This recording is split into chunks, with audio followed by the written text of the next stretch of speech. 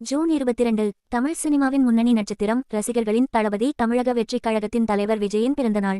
குழந்தை நட்சத்திரமாக தொடங்கிய பயணம், வசூல் சாதனைகள் படைத்த நடிகராக உயர்வு, அதன் பிறகு அரசியல் களத்தில் புதிய அத்தியாயம். சினிமாவில் தனக்கென ஒரு பேரரசை உருவாக்கிய விஜய் இன்று தமிழக அரசியலிலும் கவனம் ஈர்க்கும் தலைவராக உருவெடுத்து வருகிறார். திரையுலகில் ரசிகர்களின் இதயங்களை வென்ற அவர் அரசியல் களத்தில் தனது அடுத்த இலக்கை நோக்கி பயணிக்கும் இந்த தருணத்தில் விஜயின் திரை மற்றும் அரசியல் பயணத்தை இந்த சிறப்பு தொகுப்பில் பார்க்கலாம். 1992ஆம் ஆண்டு தந்தை எஸ்.ஏ. சந்திரசேகர் இயக்கத்தில் வெளியான நாளைய தீர்ப்பு திரைப்படத்தின் மூலம் நாயகனாக அறிமுகமானார் விஜய்.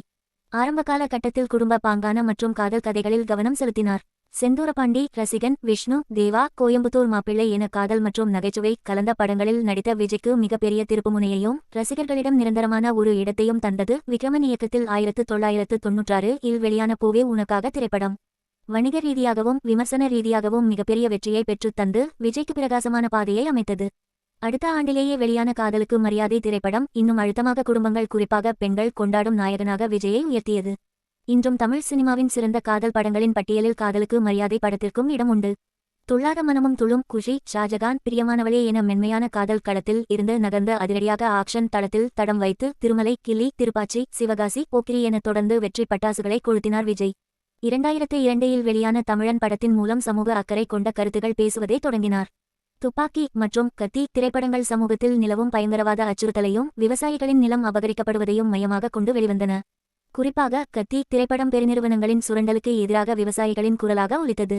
மெர்சல் திரைப்படம் மருத்துவத் துறையில் நிலவும் ஊழலை பேசியது. பெண்களின் முன்னேற்றத்தையும் பெண் விளையாட்டு வீரர்களின் போராட்டங்களையும் அழுத்தமாக பதிவு செய்தது பிகில்.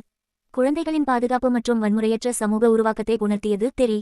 தனது திரைப்பயணத்தின் அடுத்த பாய்ச்சலாக நேரடி அரசியல் விமர்சனங்களை கொண்ட கதைகளில் கவனம் செலுத்தினார் விஜய். டைம் டு லீட் என்ற ஒரு கேப்ஷன் தந்து 2013இல் வெளியான தலைவா திரைப்படம் பல்வேறு அரசியல் நெருக்கடிகளை சந்தித்தது. சர்கார் திரைப்படம் தேர்தல் முறையில் நடக்கும் ஊழல் மற்றும் ஜனநாயக கடமைகளை பேசியது. அரசியலுக்கு வருவதற்கு முன்பாக வெளியான சில திரைப்படங்களின் இசை வெளியீட்டு விழாக்களில் வசனங்கள், குட்டிக்கதைகள் வழியாக அதிகார வர்க்கத்தையும் அரசியல் சூழலையும் மறைமுகமாகவும் நேரடியாகவும் விமர்சித்தார் விஜய். 2024 பிப்ரவரி 2ஆம் தேதி தனது அரசியல் பயணத்தின் தொடக்கத்தை தெரிவித்த விஜய் தனது திரைப்பயணத்தின் கடைசி படமாக 2025இல் ஜனநாயகன் படத்தின் அறிவிப்பை வெளியிட்டார். ஊழல், தேர்தல் விழிப்புணர்வு என்ற கதைக்களமாக இருந்தாலும் வசனங்கள், காட்சிகளில் தனது கட்சியின் கொள்கைகளையும் கொண்டு சேர்க்கும் விதத்தில் அமைந்திருந்ததாக கூறப்பட்டு தணிக்கை சான்றிதழ் பெறுவதில் சட்ட போராட்டத்தை சந்தித்தது ஜனநாயகன். திரையில் நாளைய தீர்ப்பு கொடுத்து தொடங்கிய பயணம் ஜனநாயகன் வரை பல்வேறு தடைகளை கடந்து தற்போது சமூகத்தின் குரலாக ஒலிக்கத் தொடங்கியிருக்கிறார் விஜய்.